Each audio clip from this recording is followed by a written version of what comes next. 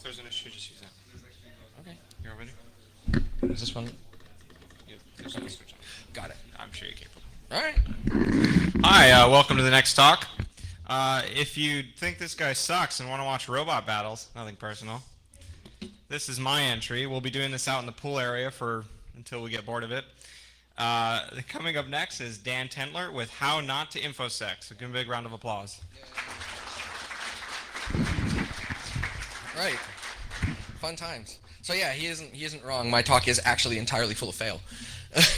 So yeah, this is for fun while we were setting up. This is an ongoing piece of research which I might actually make a talk about. This is if anybody heard the stories recently about that sign in Atlanta, Georgia that got goatseed. These are other signs in the country that are still vulnerable to the same attack, and just for fun. Yeah, lol. So yeah, that's good times. Anyhow, now on to the meat. Right, so how not to InfoSec. I'm Viss. Today I'll be talking entirely about mistakes, which is something I've seen very, very rarely in InfoSec in its entirety. Ones that I've made, ones that coworkers have made, ones that clients have made, employers, other companies I've seen in the public, stuff that I've seen on Twitter and in the media, you name it, just like this giant flaming fail talk. I'll be talking about mistakes that are entirely preventable and could have been prevented with little to no effort, basically. So this is the obligatory About Me slide. Few people care about this. If you want to stalk me on the internet, that's how. This isn't the important part. The important part is that everyone faces problems and everyone knows how to deal with them. Several years ago, for anybody that went to DEF CON, you may remember that Adam Savage actually took the stage and he presented specifically on the topic of how failure made him the man he was today, and how failing fast and learning what not to do next time was tantamount to his working. Fail, Mike, is fail. Anyway, yeah. So taking his philosophy to heart, basically. I'm switching mics. This is dumb. Hold on.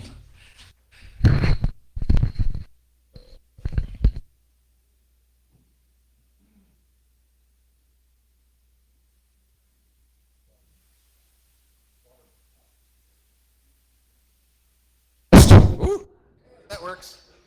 Nice. Now it's a party. All right. So let me try to, in the spirit of fail. Right. Okay.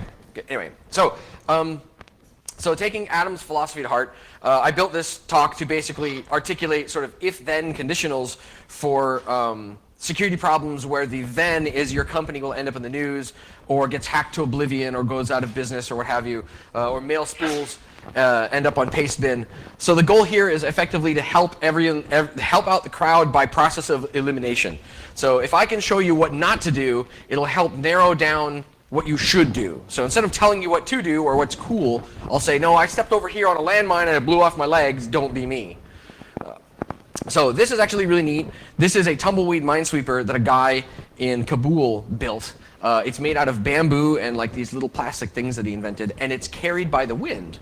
So he's let it loose in the deserts of Kabul, and it runs over landmines and takes out landmines, which is really cool because it helps keep things like kids walking over to landmines and pets and other people or what have you. Like, it's a minesweeper and it's entirely automated. You just let it go in the wind, and it's pretty cool. So I thought that was pretty inspirational. I thought that was very parallel to the talk. So in my security experience, I've sadly experienced quite a lot. So my intention here is to basically show you where I stepped on these mines and how my legs got blown off and all the colorful fun guts of my legs. Where I saw others do the same, where I saw craters and other little flags that were left by other people where mines were, and effectively this is sort of we're all on the same team in the room, we all have the same goal, let's all internet together. And the first really fun talking point that I'll mention is that there's a lot of people that come from the military that believe that because they pushed a broom or drove a truck or did something in the military that had absolutely nothing to do with computers, that they have like a golden ticket to work in information security. And yeah, so I want to start with like a hypothetical story. So let's say that you have an FBI IT manager, a sheriff IT manager, a Fortune 500 IT manager, a startup DevOps guy, and a pen tester all walk into a bar together, and they sit down and they start talking. And everyone works for an organization that runs a Windows stack, right? Active Directory, Exchange, IIS, you name it. So the pen tester says, hey, did you guys hear about MS-15034, that new IIS denial of service vulnerability that came out like 2 months ago? The DevOps guy says, yeah, we have Kibana running on top of Logtash and Suricata. We're watching it get dropped by idiots in China that are attacking us, and our tools are auto-adding it to our firewall rules, and it's really amazing. It's all free. You guys should check this out. It's built into mod security, and props to Lay for helping us out with that. The FBI agent folds his arms and says, that's classified. The sheriff nervously folds his arms, looks at the FBI guy, and says what he said. The Fortune 500 IT manager says, oh man, law enforcement looks all twitchy and nervous. I better not say anything without talking to counsel. And the pen tester says, fucking all of you guys have sent me mail in the last week, and your mail headers tell me you're running Exchange. Like, this shit isn't a secret. Why are you making it a secret? Like, and meanwhile, the SEA and the GOP are looting everyone and stealing shit, and mail spools are showing up on Pastebin, while you have one guy in the room saying we should all work together, and everyone else in the room saying, no, that's classified. So that's contributing to the problem. So hiding mistakes because they might make you look bad, when the price is overt massive compromise, you're generally going to have a bad time. So classifying things as secret only to claim that you have secrets doesn't make you look cool. It hurts you, and it makes you look desperate for attention. So we're all on the same side, so let's take that into consideration as we roll into this talk, right? So we start with large, ridiculous public fails. You might recognize a lot of the logos on this slide, and so these things are effectively large how not to InfoSec sort of posters for everyone to follow, right? So this list of companies is getting bigger, and every year it gets bigger and bigger and bigger. In the last 5 years, we've seen effectively more than doubling of massive public breaches year over year, and the overwhelming majority of these were really preventable. Everything from preventing very simple SQL injection to looking at log files to storing data in not plain text. Having competent staff is usually a really good one. Even including doing intrusion detection or monitoring egress traffic at like a base 101 level. So this is a fancy graphic that I didn't make. And this is just from April 2015 back to 2013. So this is 2 years of data, and this is like billions of customer records that were owned because of simple stuff like this. And this is only the people that chose to disclose, and this was only the things that affected customer records. So like if your credit card got popped or something like that, right? So clearly what we've been doing now hasn't really been working. It's not been as effective as it could be, and obviously the definition of insanity is doing the same thing over and over again and expecting a different result. So we should consider doing something different. We're getting better, but we're still hampered by various wet blankets. The following is a compendium of specific examples of when doing something, when specific examples was when something that was done affected security in a very negative and dramatic way. These examples will be from a variety of perspectives, the pen tester, the IT department, the networking team, and the vendors, and things like that. So the goal here is not to, the goal here is effectively to describe what not to do in any given scenario. So we'll start with massive engineering fails. Lack of foresight, deliberate misconduct, charlatanism, lawyers, reasons outside of security why security wasn't a consideration, and there's a lot. So sadly, I can't afford to issue everyone in the room helmets. I really hope you've brought your own. So first, we'll start with deliberate SSL man-in-the-middle. If your organization decides to man-in-the-middle SSL connections, and the argument is that it's for advertising, marketing, or collecting user data, as a security person in the room, effectively, it's your job to tell these guys this is a really bad idea and we should consider not doing it. Some of you may remember an incident when a company called Superfish recently basically installed more or less malware on every Lenovo laptop that they were shipping. Their excuse was effectively that they wanted to do what Google was doing and do SSL man-in-the-middle to capture the things that people were searching for and the text that people were shipping back and forth to the internet for whatever reason, so that they could be targeted for advertising purposes. Superfish didn't take into account what would happen if bad guys actually found their cert. And the bad guys did find their cert, and the bad guys misused their cert. And they were more or less shamed off of the internet publicly. So lesson number one, don't invade people's privacy for monetary gain. Stop it if you can. If you can't stop it, make it clear what people are doing is bad news and try and get it in writing. Also, don't be surprised if your tech gets hijacked and is used in a very evil way because you didn't consider that you were enabling attackers to do the same evil stuff you were doing for the purposes of advertising. So rootkits are fun. we're not going to be happy unless we can DRM the user's computer in addition to the music, right? So a while back, a lot of you probably heard this one already. Sony had the genius idea of installing malicious code on audio CDs that would install itself on the computer if people were putting their audio CDs in their computer to, rip music or listen to it or what have you. So it would phone home intelligence on the user, and it would modify their computer to prevent it from copying audio and other things like that. So again, if you ever sat in a meeting and someone suggests that we should install software on the customer's computers for the sake of DRM and copy protection, you're effectively, if you're the security person in the room, it's your job to yell and shout and make a scene and say, this is a really fucking bad idea. So as the attorney would put it, let's not do anything that would get us sued. So lesson number 2, straightforwardly, just don't install malware on your customers' machines. Right? Simple. You'd think this was straightforward, right? So, then you have the typical jealous spouse mode where, I can't feel safe and secure unless I know every single one of your keystrokes. And anybody in the room remember Carrier IQ? Carrier IQ is fun. So, like, watching your users type onto their mobile devices and eavesdropping their keystrokes isn't really cool, no matter how you try and slice it. A while back, a company called Carrier IQ did this with Android phones the same way the Superfish did this with the Lenovo's. They installed software at the factory before it was sold. The phones were sold to consumers, and companies like Verizon and AT&T shipped these phones to consumers, and it was installed by default. It turns out later the Carrier IQ was funded by a company that was known to be a CIA front for interesting research. They also got effectively shamed off of the internet. So lesson number 3 is simply don't keylog your customers. If they find out that you're keylogging them, you're going to have a bad time.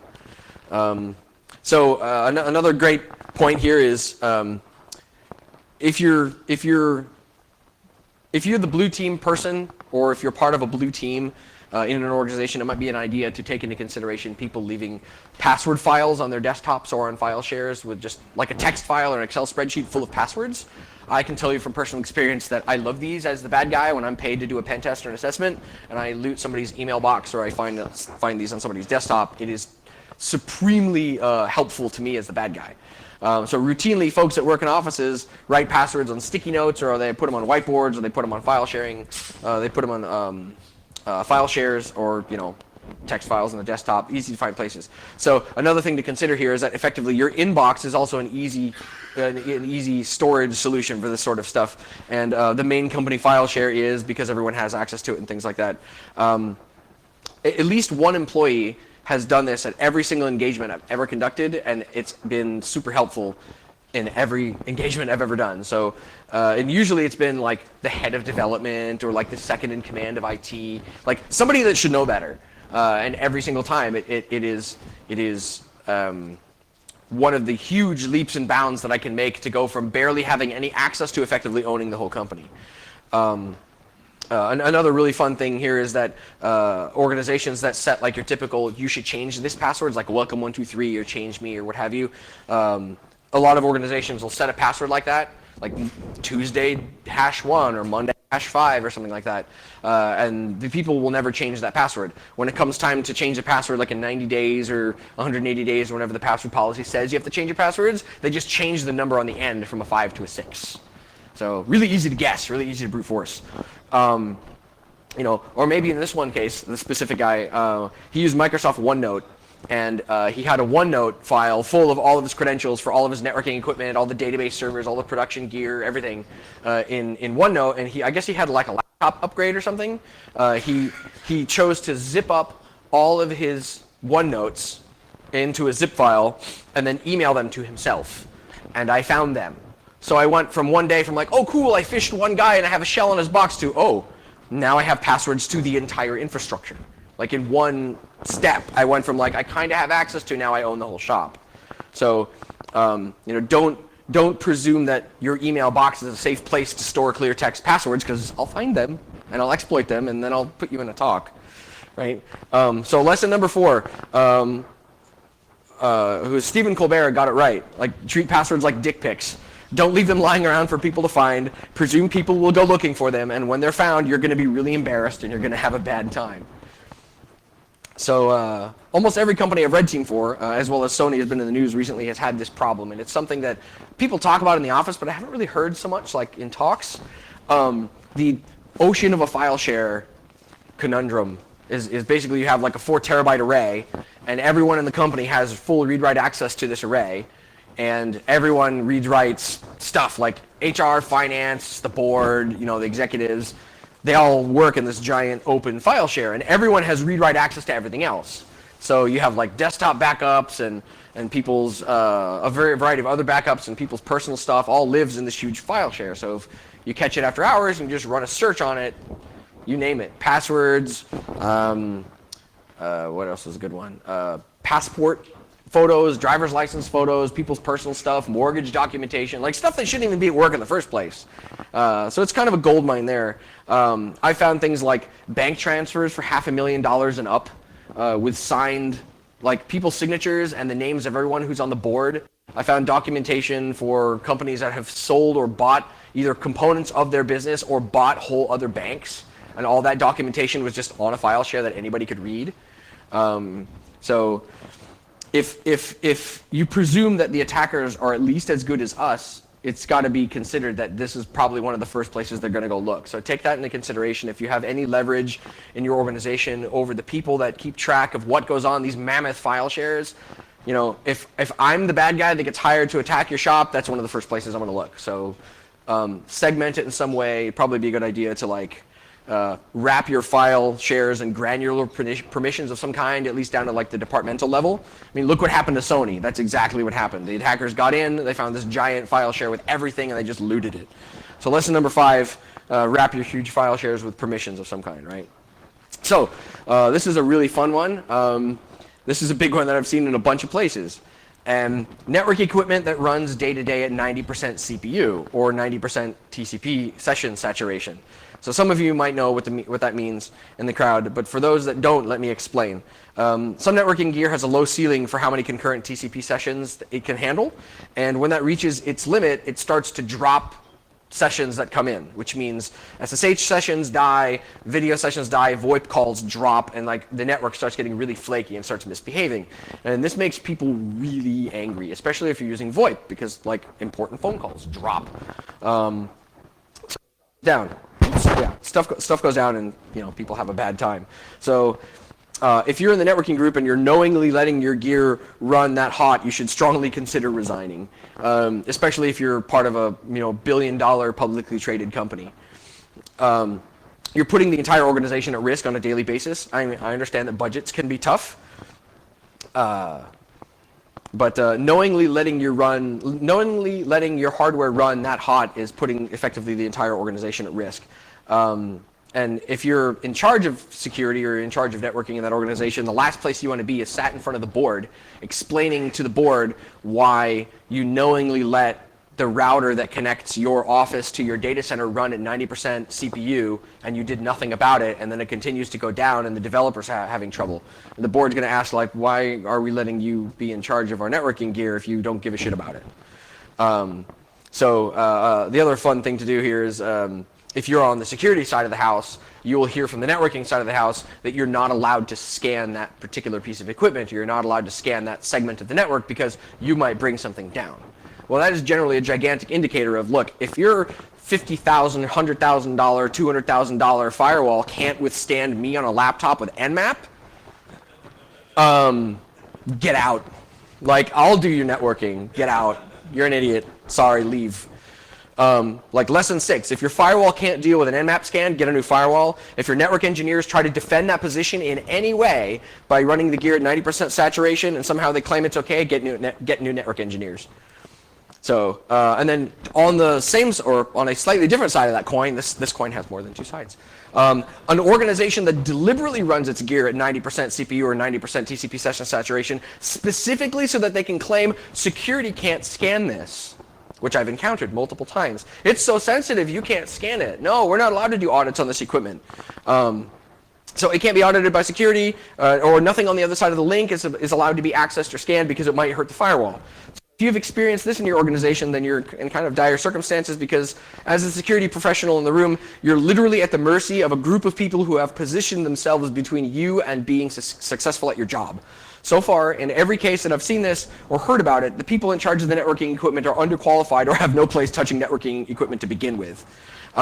It's a precarious place to be in because your successfulness in your job is being limited by people who won't let you touch gear that you're responsible for in terms of security. So you have to, it's a really bizarre place that you're in. You have to deal with either social engineering the group into letting you conduct scans somehow, or to replace the underpowered equipment. So it's this bizarre, like suddenly you can't just be a security engineer, now you have to be a politician. So you're effectively up against people that are like career politicians. They will fiercely defend themselves because their goal is to hide the fact that they don't know what they're doing, and your security scanning will illuminate the fact that they don't know what they're doing. So they will fight tooth and nail to keep you from doing your job because it will prove that they're not doing theirs. So don't let, lesson 7, don't let the dirt metastasize. If that cancer grows deep, it's nearly impossible to get rid of. Don't let underqualified people dictate how security works. That's a tall order, I know. But I have the burn scars to talk about it. So cross-contamination is a fun one. Network segmentation is really simple. To tell a very short story, one of the last engagements I did, there was a floor on the building that had itself VLANed to the production equipment, which basically means all of the fun security implementations, all the policies that were written, all the rules that were thrown down, the governance department had all this oversight, and there were months and months and months of planning to create an environment where you can safely get from the office to the production equipment in some way, was entirely circumvented by the network group because they decided that was too much trouble and they were lazy. So they set up everybody on a particular floor. If you were on that floor, you can get directly to like production database servers, production web servers, production app servers. So I popped a bunch of shells on that floor. Like, why are you wasting time with policies if you're going to circumvent them, right?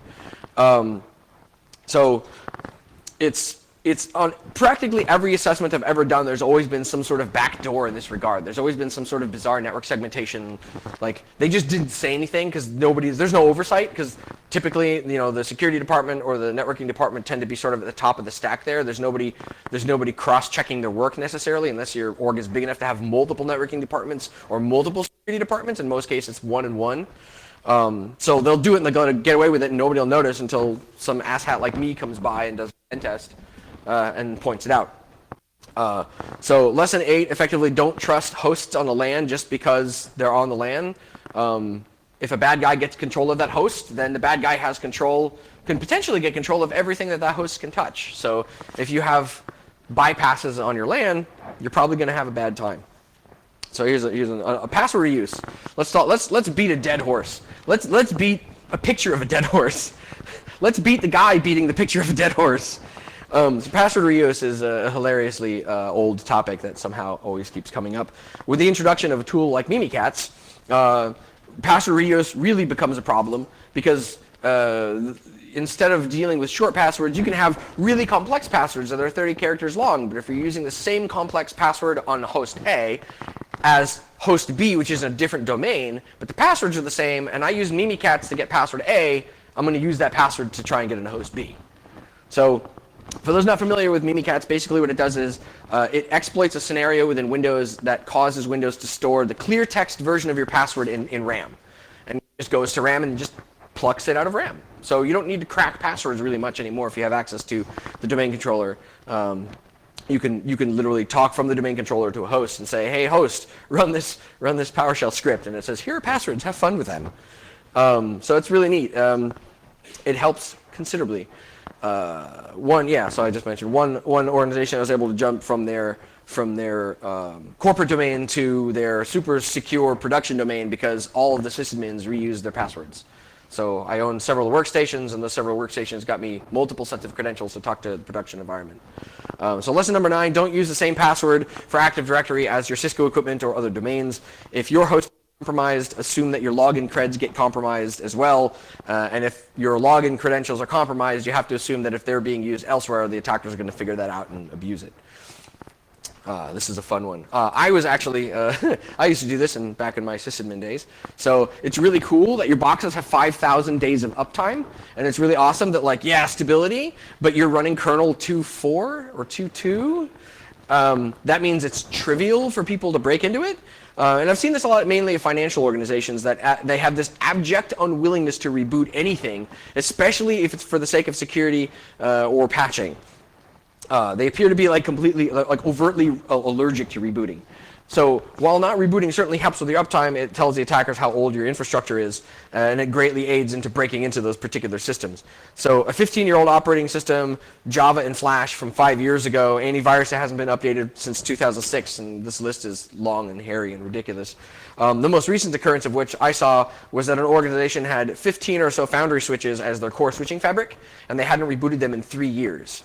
So the last time they did reboot them, they did them all at once, and the reason that I was able to sort of discern that fact was that they after this incident, which I'm about to describe, happened, they admitted that they run this script every night at midnight, which connects to the switches and pulls config off them with text, like just straight up SSH in, show, run, whatever, pull it off, dump it to a file.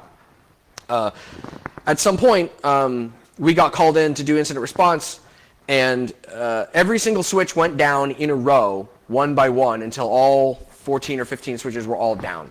And as it turns out, that there was a memory leak that was released several years before, and it had been so long since they had patched these switches, they denial of service themselves because of their unwillingness to patch like critical infrastructure within their organization for something as simple as just having a memory leak.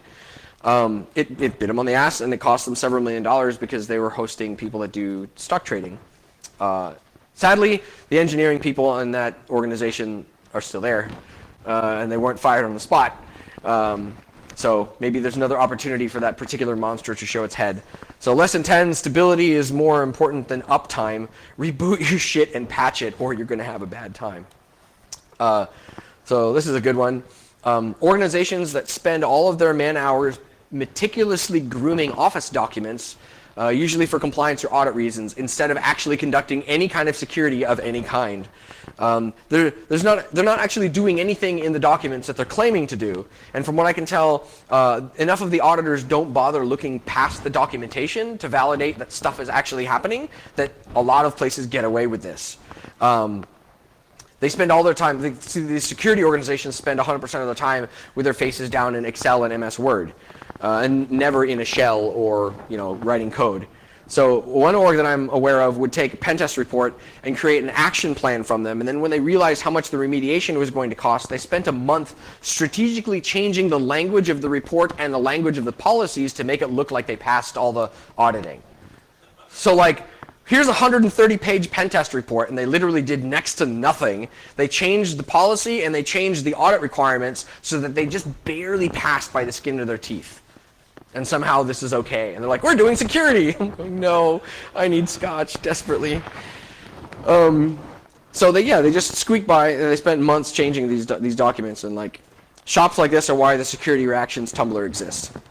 So lesson 11, if you actually have to do stuff, you actually have to do stuff to make security work. None of that stuff that happens in MS, or none of that stuff ever happens in the MS suite. Security doesn't happen in Office, it doesn't happen in Exchange, it doesn't happen in Excel. It happens in shell prompts, and it happens in code, and it happens in hardware. No Microsoft Word document or Excel spreadsheet has ever fixed a security posture problem, and none ever will. So please take this into account when you go back to work on Tuesday and shake people, shake them. Anybody that's familiar with the term defenestration, that's also an option. So these are the droids you're looking for. This is good. Sometimes the answer is literally right under your nose. So from time to time, security researchers will feel generous, and they will find something that they decide is significant, and they will submit it to your organization. The good guy types will contact the manufacturer of hardware or software, and they will say that there's some sort of critical vulnerability, just to help make life more secure. Sometimes the vendor listens, and sometimes they don't, right? So we're building up the whole responsible disclosure discussion. This is an example of when they don't listen. There's a sign manufacturer, some of you may be aware of at this point, a small one that makes these massive LED billboards. Their configuration is basically a Cradlepoint modem or some other piece of consumer equipment as the gateway to the systems that run the sign, a Windows XP box, XP, I'll emphasize that, and an Axis camera that are sitting behind this piece of consumer gear. The company sets default passwords, like a lot of them do, and in this case they have two options. One of them is, we will take care of this sign for you, and we will be the custodians of the things that go to it. It is not publicly accessible. And the other is, here's a sign, have fun. So anybody hear about that sign in Georgia recently? Maybe kind of. Yeah. So there's this giant, like 200-foot LED billboard sign in Georgia that somebody found the credentials to, which I will share are really, really bad. I won't give you guys the credentials, but if you can find the company name, then you know the credentials. They put Goatsy up on this sign in this really popular corner in a suburb of Georgia, and it made the news, and people were saying that the FBI and DHS were involved, and blah, blah, blah, blah, blah. So this screenshot here that I have was an email response that I got from the company to whom I tried to disclose the problem. I think this came in 2 days after the sign hack happened. And on April 8th, originally, it was a month before anything happened, I wrote them this long email saying, hey, I found your signs, they're on the internet, they're all default creds. Like the cameras that I had up before I started speaking were several of those signs. The cameras are ownable if you know the default creds to the camera. You also know the default creds to the sign. And the cameras, and I found this is interesting, the cameras are running embedded Linux over MIPS, and Metasploit has MIPS payloads. The cameras, if you log in as admin, have an upload functionality. So if you do the math, MSF Venom, MIPS payload, upload, run, you have root on a camera. None of these things log. There's no forensics happening here. You have, like, for everybody that remembers the Karna botnet was like tens of thousands or hundreds of thousands of compromised, I think there were cameras on the internet that were doing the bidding of some bad guy. And it was entirely because, cameras, default passwords, no logging, no security, fun times. So this is, and to this guy's credit, he actually called me like several days ago, and he says, like, I just wanted to make sure you understand, I'm in the business networking side of the organization. I don't work on the signs. That's a whole different department. I'm not sure why they don't want to talk to you, but I wanted to let you know that there's at least some people in the organizations that care about this stuff, just sadly not the people that matter so much. So this guy went out of his way to help, so I have to give him credit for that. I wanted to assuage any internet ire that might go his way for not helping, because he's in the position of there's another part of the company that made a mistake and his hands are tied and all he can do is suggest stuff and they just ignore him. So like lesson 12, when a security researcher contacts your company to tell you about a problem, it means not only does that person know about it, it means many other people know about it. They're not saying anything.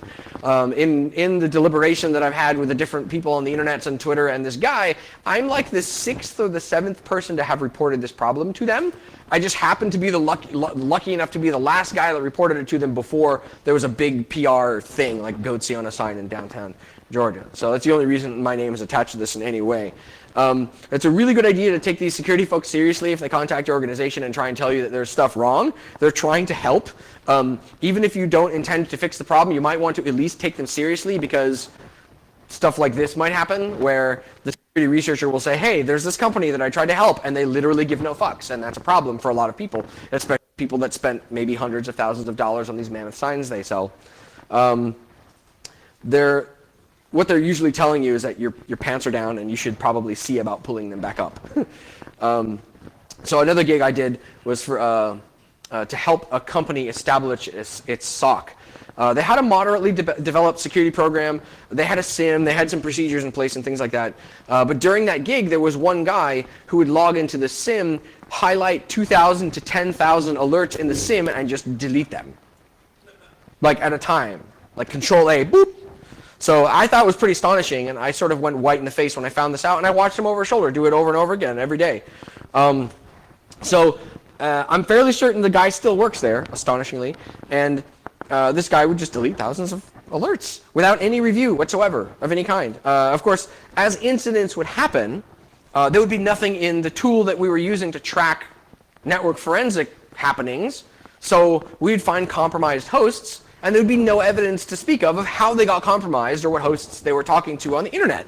And we're pulling our hair out trying to figure out where, how many hundreds of thousands or millions of dollars were spent on this SIM tool, and how many people have full-time jobs doing nothing but maintaining this tool, and here's one guy in the SOC just deleting all the evidence of badness happening in the entire organization.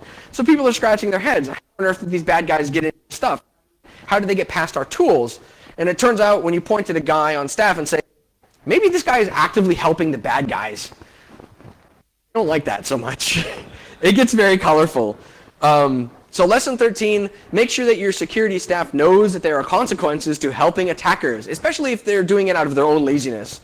In situations like that, it's a good idea to make an example out of these people. I mean, it's mean, but put yourself in the CISO position. Put yourself as the guy that needs to talk to the board. You're going to be sat in front of a board of people that are conducting the business, and they have tens of millions of dollars in budget, and you have to explain to this board why somebody on your staff was actively deleting evidence that would normally be used to find bad guys that committed felonies. So again, you're going to have a bad time. And now the fun part. The pen tester fails. Let me play you the song of my people. Yay, the GIF is GIFing! Yeah. So we move on to the part of the talk here where we talk about attackers failing really, really hard. It's easy to talk smack. As a pen tester, it's really easy to talk smack about customers and clients that fail miserably and how they're doing security wrong and things like that, and huge public engineering fails like I've described from the point of view of an attacker. But make no mistake, the attackers have derp too. They have quite a lot of derp. Let me sing you the song of my people. So, as it turns out, using mass scan on a client probably isn't a good idea if you have it wrenched all the way up. Firewalls that have deep packet inspection turned on, or next generation firewalls that have a bunch of bells and whistles turned on, literally never take into account the fact that the firewall is going to get scanned, and not always by the good guys. So it's entertaining for the folks in the room that remember when SYN cookies started making it into the Linux kernel. Like, they were invented to fix this problem, and now the vendors have undone that. They've basically Control-Z'd security in the kernel for the sake of adding line items to a set sheet for firewalls. Now, there are firewall vendors that actually think this is a security feature to listen on all ports, for example. Like, if anybody's ever scanned, I think Checkpoint is one of them, and there's a couple other ones that they think that, oh yeah, this is going to confuse the port scanners. You do a port scan on something and it tells you that every single port is open. If you do that with Nmap, that firewall is going to have a bad time. So lesson 14, presume that your clients have guys on their team that run their gear at 90%.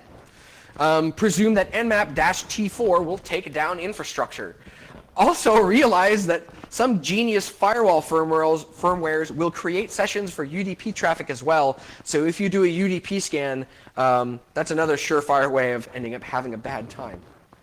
So as a paid attacker, you also have to take into consideration that not everyone is going to properly configure web servers or logging servers or things of that nature, SIMs, database servers. In almost every case, pointing a web app scanner at a site and walking away is generally a bad idea, especially if that's the extent of the work that you put into the test. Let's see, what's happening on the back end is that every 404, 500, 200, and every other log message that you're creating is landing in a log somewhere. And if the client is following the frustratingly bizarre school of thought where /var is for some reason a 2 gig partition, you're going to fill up that partition with Apache or Nginx logs, and it'll cause the box to tip over. The same goes for IIS hosts who make a 10 gig D drive and for some reason stick IIS and all of its logs on the D drive. In addition to other things like SQL files. So usually when those boxes go down during a pen test, clients are left with a bad taste in their mouth, and you're unlikely to see return business, especially if you cause a production outage. So lesson 15, don't throw the kitchen sink at your client unless you know that they can take it. Make sure to ask questions during the scoping call about how their logging is configured, where they store databases. Find the sysadmins that set up those 2 gig var partitions and shake them. There's going to be a lot of shaking of people. On rare conditions, when a customer has externally facing assets configured to authenticate against Active Directory, you run the risk of locking users' accounts if you're doing brute forcing of any kind and causing work outages. If you're trying to brute force some person in finance and they're working on the company's quarterly budget and their machine locks up because their account is locked, they're going to get angry about it. I'm pretty sure it's rare to actually find a shop that has this type of setup where, like, if you brute force Exchange, then it will cause people's accounts to get locked. But they are out there, and I've heard about them. You run the risk of locking the account. The risk of locking the account is higher if you do brute forcing from the inside, to be sure. almost everything on the inside is going to authenticate against Active Directory, and you'll lock accounts very, very quickly. I found it's easier to use something like Mimikatz on a shared workstation and work your way up to being a domain admin than it is to try and brute force anything to begin with. Once you have domain admin and all the credentials, you don't really need to brute force anymore, because if you have domain admin, you could just target a workstation or a user and say, I want that person's creds, and Mimikatz will give them to you. So lesson 15, hit them where they're soft, not where they're expecting you. Brute forcing should really be kind of a last-ditch effort to begin with. So occasionally, mistakes are made. Perhaps you're using a system that's configured to use multiple identities. Perhaps on the system, this is a system that you're using to conduct phishing expeditions, phishing campaigns, and perhaps the drop-down window that you select to change your identity is directly above or below the one that you're using normally day to day. So maybe one client accidentally phishes another. Maybe you send the phish from your personal email instead of the fake one that you've created. These things tend to happen. The fun part about this is that companies rarely actually follow up on the phishing campaigns. If the account the phish came from looks legitimate, they will presume that that account got hacked, and they will not think anything of it. If they even have a response. It's usually just adding a filter to the mail server or whatever mail processing systems they use to make sure that that sender can't send to the company anymore, and just drop the mail. Although, if you've been hired to do the sneaky and you've outed yourself, you might see points dinged against you on the report. It's typically not a big deal if you get the access you need anyway, meaning if you get access to an organization and they catch you having done the phish, if you've already pivoted and you have a bunch of shells, it doesn't matter because you're already all over their LAN. So lesson number 16, details matter when you're pretending to be somebody else. Like Zaz said at DEF CON last year, don't fuck it up. So this is this is good. Fun times with physical assessments. It's a good idea to gauge if the tool that you're using is the one that you should be using to do the job.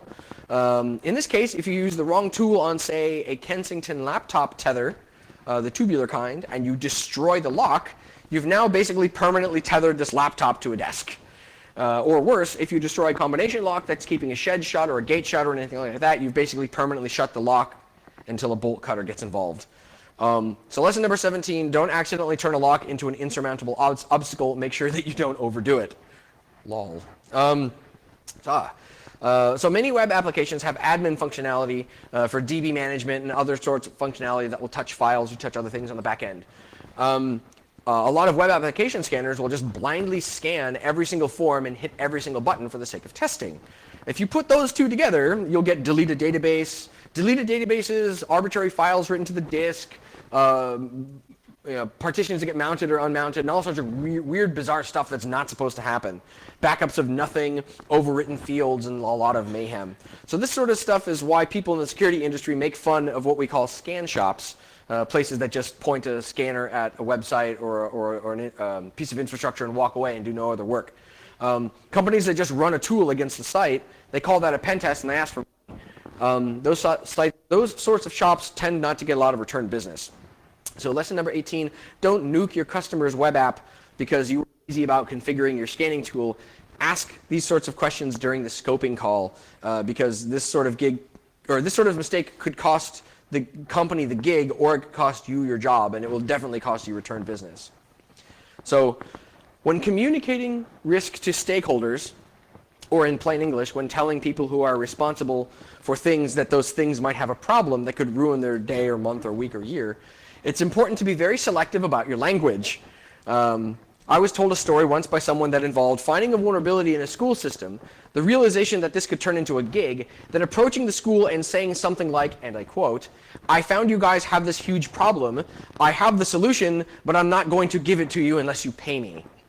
I forget the exact details since this was several years ago, but I think the words blackmail or espionage were used, and the guy didn't have a good time. So lesson 19, words mean things. They really do. No matter how much you flaunt your disregard of the English language, the rest of us actually use it. Be precise with your words, otherwise you're going to have a bad time. The fun part about doing attack simulation is the part where you get a letter absolving you of any crimes that you commit on behalf of your company for conducting this assessment. It's kind of a get-out-of-jail-free card. They're really handy to have on your person if you're doing physical assessments. It gives you legal permission to attack the company like a real adversary would, and you wave it at police and they go away, which is kind of interesting. In these types of scenarios, you have a physical letter to carry around. in case you get caught, so you don't actually go to jail. And in smaller engagements like external network pen tests or web app pen tests, the customer typically asks for the source IP address so that they can whitelist it or put it in a separate pile in their alerting tools to make sure that people don't actually conduct incident response on it. Or sometimes they do, depending on how black baggy the engagement is. Red team engagements are supposed to be stealthy, and when you're doing any of this kind of work, staying in scope is generally a really, really good idea. So I heard a story about a guy who decided to go way off reservation during a web application pen test, and since he wasn't getting his rocks off doing the web app pen test, he decided he'd throw in some social engineering for free. The short version that it went terribly, terribly wrong. He got caught and was basically fired on the spot, leaving his company to deal with the legal repercussions and a very angry customer because they thought that they were being attacked. And this guy basically effectively conducted committing felonies because he thought that it would make him look better on the pen test. So lesson 20, scope is very important, especially on engagements where few people know that you're coming. Only give the customer exactly what they want and what they paid for. Anything extra in this case is like your stylist giving you free extra work during a haircut. It'll just leave you really pissed off, right? So it's routine to see attorneys getting involved with reviewing statements of work and the legal documentation pertaining to pen tests, and especially the wording and a lot of the details and talking points. The pitfall you can get into is if the attorneys realize that they can wedge themselves into the process and charge extra hours by changing the wording of documents in question to specifically cause the documents to need further attention by attorneys. Specifically, if you find that your statement of work for a pen test magically now includes incident response or remediation after the attorney reviewed it, you should make it clear that those are not typically part of a pen test. They're typically separate engagements and they cost extra.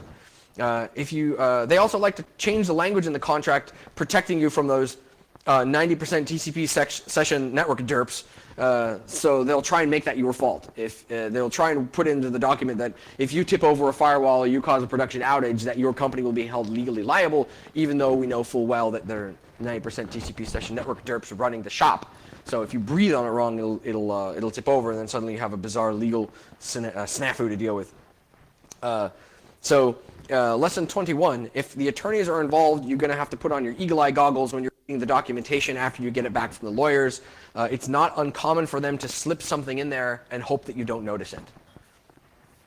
So now that we have effectively 20, or I guess 21 landmines, let's talk about what happens if you step on one. So if your organization has a huge failure and it's not on the news yet, there are several ways to keep it quiet or at least lessen the blow. If customer data was leaked, then you're legally obligated to disclose that there was a breach. If there was no customer data leaked, then you're not legally obligated to disclose. So this can go two ways. One, you can try and hide it, but when the news finds out, you're going to look really bad. Two, you can cop to it and don't lie about your capabilities. The public would rather hear, yes, we got breached, we know what we did wrong and we're fixing it, stay tuned for an update on what we're trying to do to improve our security posture, but then you actually have to deliver. You can't make a statement like that and not deliver, otherwise you'll likely become targets again. Look at Sony.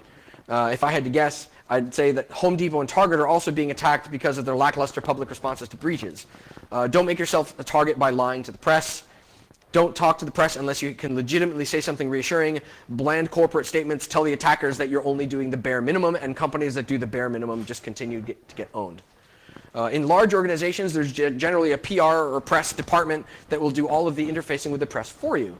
If you do your best to arm those people or that person with the proper nomenclature to not sound like an imbecile on camera, the better those folks look, the better your organization looks, and the better you look. They are the public face of your incident response, effectively. If you take the time, or take them to conferences, teach them how to pick locks, make sure that they're aware that hackers aren't actually scary and that we're friendly people. They will have your back and they will take the time to get it right. So attitude counts for a lot. In most organizations, the PR person who does all the interface, attitude counts for a lot. If you get on stage and in front of the press and you sound angry or you sound defensive, it sort of goes back to the last talking point where you sound like it's a lackluster, bland public response, or if you don't own up to being owned and releasing tens of thousands or millions of pieces of customer records, you're again just making yourselves targets. You're telling secondary attackers that not only do we not care about the first attack, but we don't if we continue to get attacked, which basically means that other attackers can continue to harp on your company and they don't have to fear incarceration or any kind of legal recourse. Timing matters, especially when you're talking about public breaches and talking to the press. If you know that you've been breached and you have a company blog, you'll want to issue periodic updates on how you're doing in the remediation phases, especially if customer data has been touched. It's pointless to try and issue hollow or empty, bland corporate statements that mean nothing.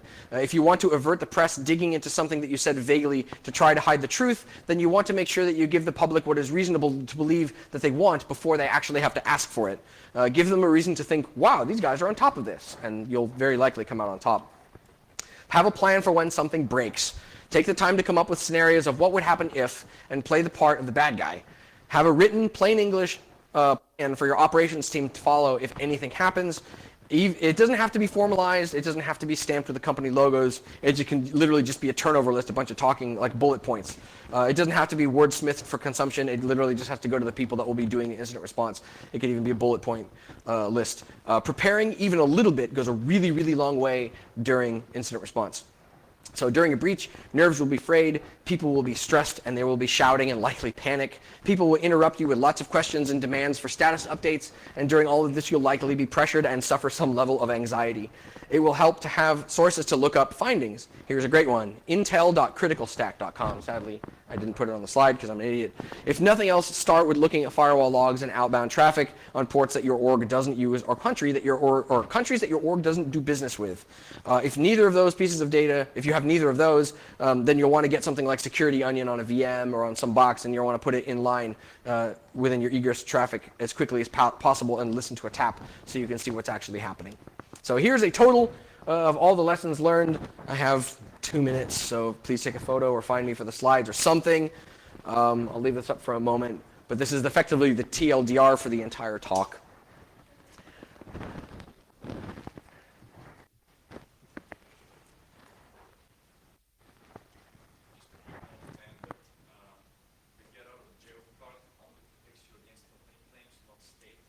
That's a good point. Cressy says, the get jail card only protects you from company claims and not state claims. So if you do something that makes the state or the federal government angry, the get out of jail card doesn't really help. Like the home base, for example, if you're in a state that does not allow you to be in possession without being licensed, the company may allow you to pick the locks, but you're still in violation of the state statutes. Fun times. And with that, thank you very much for allowing me to come and rant at you guys.